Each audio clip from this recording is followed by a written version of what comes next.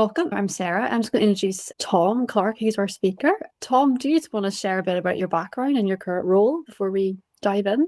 Yeah, I'd love to. I'm Tom. I'm a vicar, an associate vicar at St. Donis Parsons Green, mostly responsible for youth and children's ministry there at the church in Fulham. I work a day a week for the National Church of England. I've just finished a comment with Lambeth Palace and National Church of England, all around training young people. I've been a youth worker for about 17 years in very different contexts. I'm from Wigan, so I moved to London in 2012 from Wigan. I miss it. Different life. But here we are. Fab. So tonight we're going to be looking at two helpful frameworks to help us remember the core points for building and leading volunteers teams well. So thank you so much for coming this evening to share. So the first thing I want to ask is, what's your thinking about how you spot people who are going to make great volunteers? Because there's volunteers everywhere, isn't there? So how can we spot them? Um, A really great question, and it's hard, isn't it? It's really hard. I get that. Finding team is hard. So part of the job at the Church of England is to help try and find 27,000 volunteers Goodness. across children, youth, and families ministries by the end of 2030. And I still need one for Sunday. So I realize how hard that is. But here are some things that I think I'm looking for when I'm looking for a great leader. I think being involved in youth and children's ministry is more like a homemade stew than it is a kind of frozen ready meal. Like, I wish it was just add hot water and it was ready to go, like bish bash bosh. Also, but it's way more like all involved. Like, and that's a good thing. Makes it more bespoke, and you can kind of tailor make it. And helpfully, the things that I think help us find a good leader all begin with a letter that spells out the acrostic stew.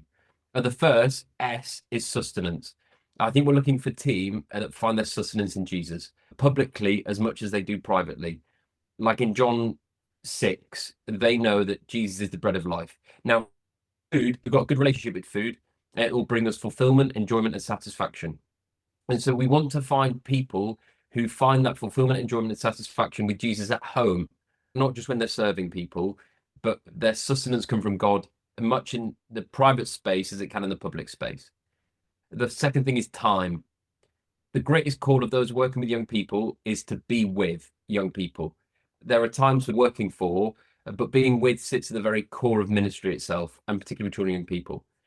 Now, I realize you might be time poor, but when you're in the room, you're willing to be present. They're the kind of people that are just going to be present and likely to commit with young people when they're there. Like, they're not thinking about something else when they're in the room. And the third thing is empower. We want the kind of volunteers and team that are going to empower young people. Like, our ceiling is their platform types. So they happily lift a teenager onto their metaphorical shoulders and give them like the platform. Now sometimes there's a risk when we're doing behavioral management of like knocking young people down or children down. You don't want team that are going to do that. We want team that are going to build people up. And the final thing is worship. So we've got sustenance, time, and power, and worship. We love children and youth teams who love to worship God, like some worship, like we need team that are great at action songs, who are willing to do it up the front and look like a total lunatic. I'm useless at it. I'm trying my best. I'm still practicing. But we want team that are keen worshippers, have to sing aloud when no one else is, particularly in that awkward youth group setting when there's only five of you. Like, you want someone who's going to go all out. But also, like in Romans 12, living a life of worship, a life of worship that's holy and pleasing to God. They're the four things. If you're like headhunting team, they're the things that I think you should look for. Amazing. So, like you said, like we know what kind of people we're looking for, and Stu's put that all together, those four things. But how do you actually go about recruiting, supporting them, building a real sense of team, and communicating well? Okay, this is a harder one, and I'm going to try and do this in under 10 minutes. Like, let's try 8 minutes. Everyone ready? Hold on. Fasten your seatbelts. And the first thing is vision. Begins with a V, vision. And without vision, the people perish. And vision leaks. Like, we need to communicate all the time while we're doing what we're doing. Tell the team where you're headed, and it helps people join the team. People cling on to a vision and will join the ride for that vision. So why are you doing what you do? The second thing is opportunity. Provide a space to serve. Like, give people stuffing to do when they arrive. I remember a team member who was saying to me once, they were concerned that people are arriving late. And I was like, well, what happens when the team arrive? And they said, well, there's nothing for them to do, like that, with everything sorted out. I was like, people want to get their hands dirty. Like, leave something for them to do when they show up. Now, granted, in your settings, you might need to do that, but in other settings, you kind of got it all set up. Everyone arrives, they're like, how can I get involved? Leave the drinks unmade, forget to unplug the console in, do stuff on purpose, leave space for people to serve into. I had a member of our team a long time ago called Jess, who now works at the Diocese of London, which is amazing, is one of the youth advisors. And her first time serving on team, she remembers we called her just before she came, it was her first week, and said, could you pick up some newspapers on your way in for an activity? And she said it made her feel really significant and involved, and like that she had a real part to play, as to give people an opportunity and place to serve. The next thing is to listen to your team or love your team. Appreciate everyone feels loved in different ways.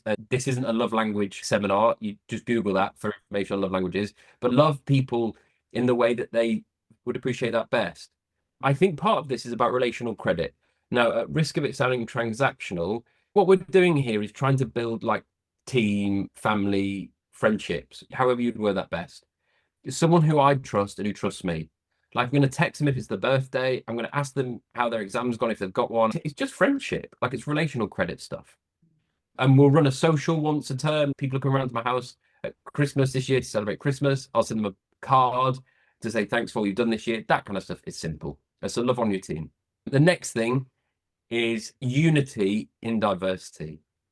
Now, I think it's really important to have people from a whole range of backgrounds and contexts on your team. Now, I appreciate you'd be happy to have one extra person. This is blue sky. But the more diverse your team is, I think the more diverse a group of children and young people you can reach, because they represent the children and young people that aren't there already. Think about age, stage, relationship status, social, economic background, ethnicity, disability, nationality. Young people can picture themselves in the room when there's someone like them in the room. And that doesn't just need, like, that could be like someone with dyslexia or ADHD, or who's got Tourette's, or is a PT, or like lots of different people. The more diverse, the better. And the next thing is, this word spells volunteers, and the only letter that works here is an N. So far, we've had VOLU. The next letter is N. But the thing that goes alongside it is know the shape of youth ministry, which begins with a K, I realize. Or you could say no shape, no team.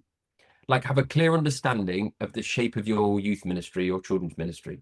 It helps people get involved.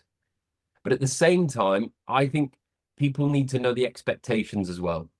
So they're both sold on vision and practicality. They're both sold on the vision, but they're also sold on the practicalities of it. Like, what's it going to look like? How often are you expecting me to serve? And then, you're going to need some policies, like recruitment policies, e-safety policies, discipling young people policies, youth application of volunteer forms, role description forms for your children and young people. They are the most important thing, if not only because policies can be your bad cop. Like, if you're the kind of person that doesn't like to tell people they're late for something or they haven't quite done something right, you could just pull off the policy from the walls, from the shelf, and say, oh, this is what policy says. So you use policy as play bad cop if you need it to. And we're coming near to the end because we're spelling the word volunteer and we're already at E. And these are about the expectations. Now, these are the things that I think they should expect from us. They're three pillars: clear communication, honourable hours, and strong support. Like, communicate as often as you can with your team. Like, schedule emails to go, or have a WhatsApp group that you can all talk about what's going on, and make sure people know about the things that are coming up way in advance and like in the next week. And then honourable hours. Like, I want to be part of a team that don't ask me to arrive an hour early and there's nothing to do. Like, if I'm showing up early, make sure there's something to do, or ask me to come a bit later, like 15 minutes before the session for a quick talk through and then a prayer. And we're going to honour team with the briefings and also the debriefings at the end. Like, we want to make sure we've reflected on what's going on and get their input on it. I think we want to try and create a culture of arriving on time. That's hard, isn't it? We've just started getting people to come all together to pray at 9:15 as a wider church team. So all the different teams join together at 9:15 to pray for our 10 o'clock service. And then we go over and set up the children's work. And the final thing is those three pillars of clear communication, honourable hours, and strong support. Now, check in on people. Ask how they're doing. Like, I realise some of you will be voluntarily running this, but asking people how they're finding things is really important. And checking in with them as often as you can. The second E is enjoy each other's company. Like, make some friends, have some fun, run some socials, and care for each other, form a community, do it with people and get them involved. I appreciate this is a pastoral role as much as looking after people is, but when you're doing it together, it's way more enjoyable. And finally, remember why you're doing it. And for us, when I was youth pastor, I ran the youth ministry at HTB Church South Kensington for 10 years. Like, we were creating spaces where children and young people thrive. And we wanted to see them treasure God, have fun, realize their identity, influence society, value all, and emulate Christ. Like, and every time we met, we would talk about that's what we're here to do. We'd have some fun together, we'd have a laugh, and we were doing it for the young people. And so remember why you're doing what you do. Amazing. So I think, Tom, because it's so relational, that's basically what being a volunteer is. Maybe would you be able to share one practical action that we could implement this month to maybe get started or keep going? I think the biggest thing you can do is the personal invite. Now, I appreciate the easiest way to get team, we think sometimes, is to just do a notice from stage. I'm convinced that the one-to-one invitation works way better every time than the like, we're short of team, can you help? And I think what you're doing there is your one-to-one makes people feel really special and kind of like it's kind, you've asked them. But also in doing that, I would just ask them to give it a try. Like, could you just fill in this week or give it, like, see what it feels like? I haven't yet known anyone who's given it a try, say, I really hated working with children and young people. Now, granted, they might not be able to do like every week, but they might just say, do you know what? I really enjoyed that. Could you ask me again when you're short?